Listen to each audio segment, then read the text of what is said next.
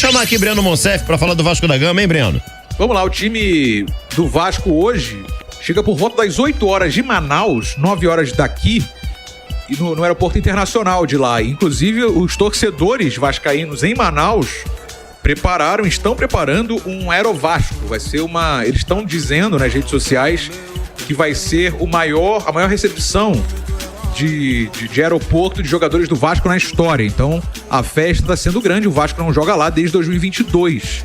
Então, amanhã esse Vasco Audax em Manaus terá essa festa muito grande. Para o jogo de amanhã, inclusive, os ingressos estão a partir de R$150. É um ingresso que, pelo que a gente acompanhou, até nas próprias redes sociais, de mensagens, a galera reclamando bastante desse preço de ingresso. Para amanhã, o Payet não joga, suspenso, fica no Rio de Janeiro, e o Verratti não viaja.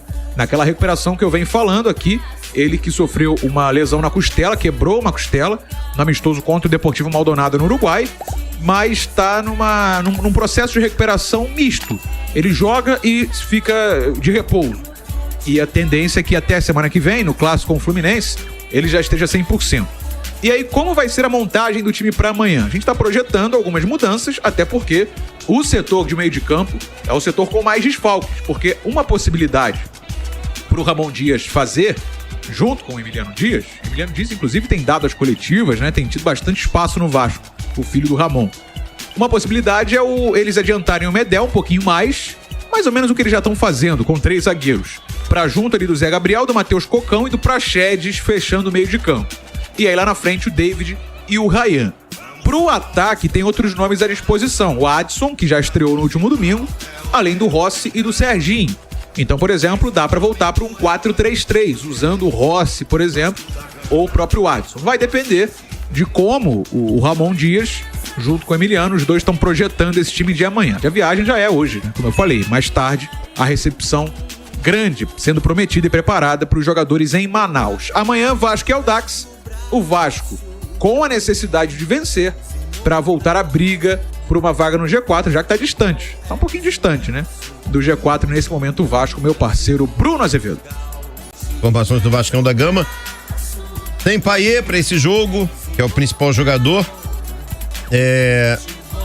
Cara, o Vasco, eu vou te falar, se perde essa partida amanhã, hein, Gabriel? Ah, não, eu não vejo a menor condição, desculpa. Assim, o Audax, ele é ruim num nível, Azevedo, assim, que foge do aceitável num campeonato profissional.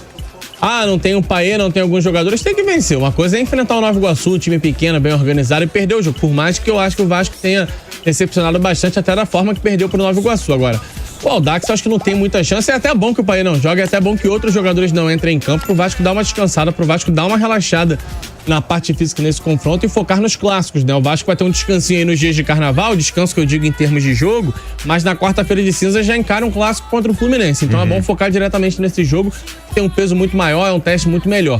Pra vencer o Audax, me desculpa, até aquele time C que o Vasco utilizava nas primeiras rodadas serve com tranquilidade. Vou repetir aqui, o Audax é muito ruim, é um time que tá na lanterna do campeonato com 0 pontos e não é por acaso. Então me desculpa, qualquer resultado que não seja uma vitória do Vasco é algo realmente lamentável que venha acontecer amanhã. Pois cara, tem uma pergunta aqui a respeito do Alexandre Matos. Vi um certo desânimo na coletiva do Alexandre Matos. Você acha que corremos o risco de perdê-lo? Pergunta aí, Marcelo. Eu não vi desânimo, Marcelo, eu vou discordar de você. Eu acho que o Alexandre Matos foi muito sincero e ele falou aquilo que a gente já mais ou menos sabe. Ele leva nomes, ele indica possibilidades e a 777 é quem bate o martelo. E nem sempre ela concorda com a decisão do diretor executivo. E esse é um novo modelo aqui no Brasil. Antigamente, um cara como Alexandre Matos tinha carta branca. Saía assinando cheque. No Vasco não funciona dessa forma. Entendo uma certa frustração que o Alexandre Matos possa ter nesse caso, mas ele já sabia como funcionava.